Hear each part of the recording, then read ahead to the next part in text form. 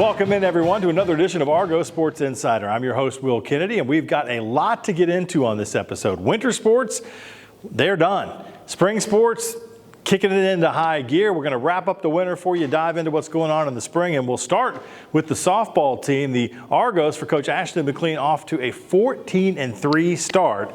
They've now won 11 straight games. They are unbeaten, 9-0 in conference play. They went on the road up to Christian Brothers over the weekend and took care of that business. Kelsey Sweat, super senior pitcher, wins all 3 games for the Argos.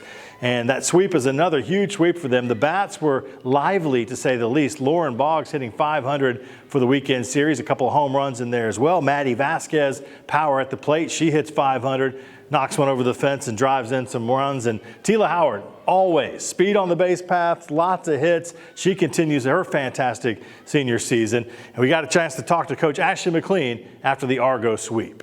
We got the sweep at Christian Brothers, and it's always a hard place to play at, just due to their facilities and traveling 7 hours on the bus. But you know what, our girls figured it out, and it was fun to see them have to come back in a game so early in the season. So Kelsey Sweat came in the second game with bases loaded and got us out of that big jam. That's when we came back. I knew we were going to win when she came in and shut everyone down. Sweat did an amazing job this weekend. You know, she calmed herself down and just threw her game like she knows how to do. And usually she struggles against Christian Brothers, and we talked about that this whole week, and she showed up and played her game, and she did really well for us. So we had to switch up our defense a little bit with some concussions in our lineup, and Vasquez moved over to shortstop, hasn't played there all year yet, and she jumped in and made some great plays for us on defense. To watch Boggs come in and, you know, get a grand slam to help us win that second game and then get another home run the next day is super exciting to see her.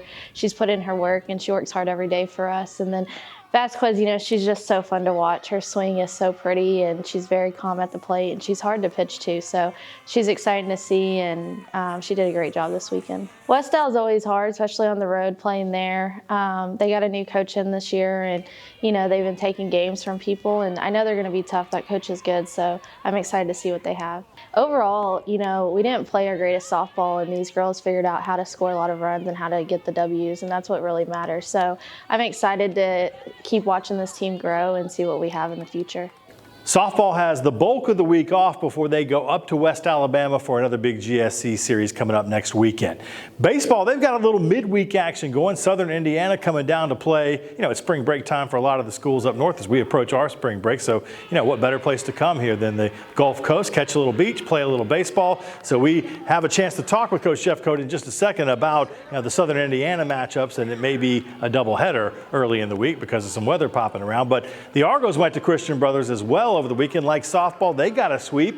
A little bit different the way it played out. The early games were very tight, including some extra inning affairs in the first 2 games on the doubleheader. And then Sunday, you bounce back. You put Tyler Dowdy, the Bulldog, out on the mound, and the big fella gets you an easy win as the Argos wrap up, going double digits on the runs. Mark Townsend with a big weekend. Trent Jeffcoat continues to hit the ball well. Cullen O'Shea providing the power. The pitching staff doing enough to get it done. The Argos are now 10-5 on the season, but most importantly, 8-1 in conference play. We had a chance to talk to Coach. We got guys in there pitching that hadn't thrown a lot. Sean Means got the start, did okay. Got out of that first inning and then, you know, made some mistake pitches. But offensively, we didn't do a whole lot, so I don't think it mattered what our pitching would have done.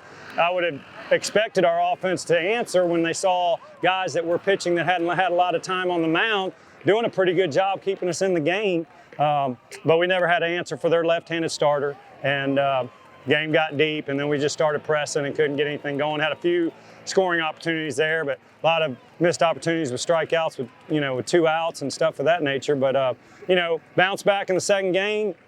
Jack Bella having his first collegiate start and giving us 4 solid innings, going out there into the 5th, I think. Did a great job. And then, you know, we started going to the pen with some of our main guys. And Estes did a nice job there, and of course Lawson did great, you know, closing it out. But we didn't execute the bunt today.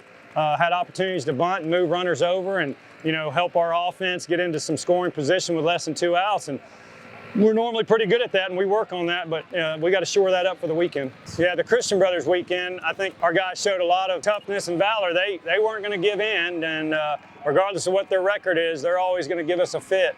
And for us to hold on in extra innings in the first game, we let them come back, had a 7-run lead, gave them 2 4-run innings, but our offense kept answering, and we were able to win that first game extra. Then you had another second game extra inning game where we scored 2 in the 8th, and then they scored 2 to tie it. But we were finishing that game on Sunday because of darkness on Saturday, and then came back, and they were out of pitching by that point. We put them away pretty good, 10-run rolled them in the third game. But 3 road wins regardless, and every time we play Christian Brothers, last year we had to have 2 walk-off wins here at home. So always quality wins when you can sweep in conference, period. And then, be able to split with a great Southern Indiana team. And these guys have won 2 national championships. Tracy Archuleta was very pleased to be able to get to play them. This rain didn't look like it was going to hold off on us, but it did. Southern Indiana's going Division I next year, so this will be the last year we get to play them. And Tracy does a good job with his club. Me and him, we mirror each other. He does the bunt game, the hit and run, calls the game pitching-wise a lot like I do. So it was a very evenly matched game. They've been up and down a little bit, of course, but you go to West Alabama, you're going to somebody's home field. The weather's going to be cold on Saturday. We've switched the series to where we're only going to play a single 9 at 1 o'clock on Saturday, play the doubleheader at noon, I think, on Sunday. Supposed to warm up close to 60 degrees and sunny on Sunday, but Saturday's going to be pretty bitter, and we got to figure out a way to grind it out and get a W and, set the tone for the series. So baseball with a busy week, and it'll cap off with that West Alabama series. And like softball, they'll hit the road to take on our good friends across in Livingston, Alabama. Real change occurs in that split second, a moment of connection among people. With a common purpose, a shared vision, and a unified goal. What will you change? What will change you? The University of West Florida. No limits.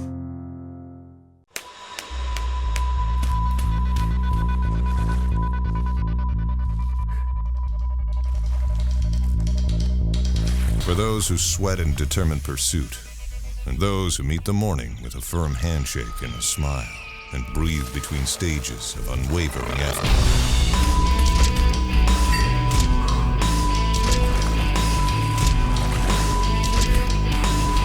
Andrews Institute, for those who move.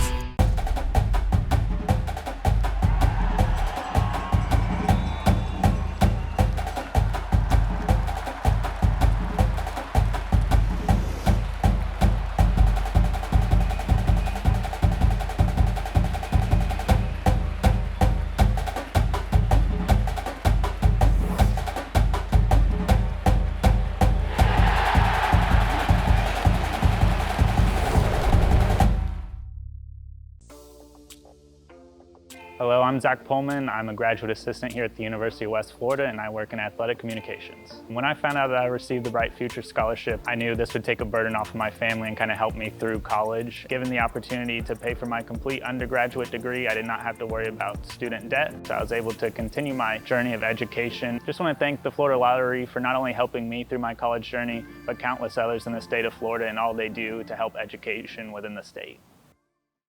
What does Argo Spirit look like? Is it finding the perfect Argo outfit to show your team pride? Is it giving back while getting your pre-game grub? Or is it connecting with your community in the perfect spot? At Penn Air Federal Credit Union, it's being a proud sponsor of UWF Education, the Alumni Association, athletics, Penn Air Field, and having a spirit of communerosity. Learn more at pennair.org/aboutus. Basketball season has wrapped up. We're here in the Fieldhouse lobby where we like to keep all these trophies around, talk about conference championships.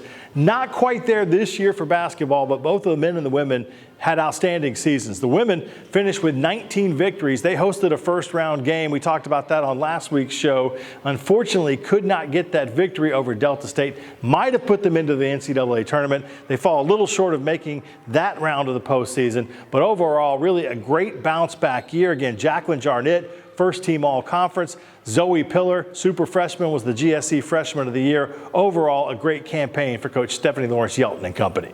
Super proud of our team and, what we accomplished this season. Starting the year, we didn't know exactly where we were going to feel. We thought we were better than 8th in the conference, but we just didn't know where we'd fall at the end of the season. Our team really stepped up and played some really great basketball before Christmas. We went on a 10-game win streak and just really put some great wins together.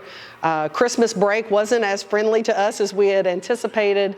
We came back from Christmas break and had some COVID issues with multiple players being out in different weeks. So we had about a 3.5 week span of rotating rosters and players not in practice due to illness and those kind of things. So I think that really took a toll on us in the month of January. And we knew our January schedule was going to be very difficult anyway. So I think that made it a lot more difficult in January. And then we really came out in February and strung some more wins together. So we came out of that Christmas break and those illnesses and that tough January schedule to be able to play some decent basketball in February and come up with more wins.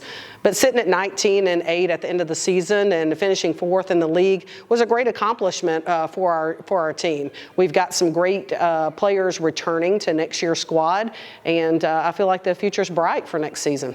Key players that will return for us next year are Jacqueline Jernette. She finished first team all conference for us, was our leading scorer and leading rebounder in our first season here at UWF. So we're excited about what she's going to bring to the table in the off season and being able to have an off season with her and train her to see really what she can do next season for our squad.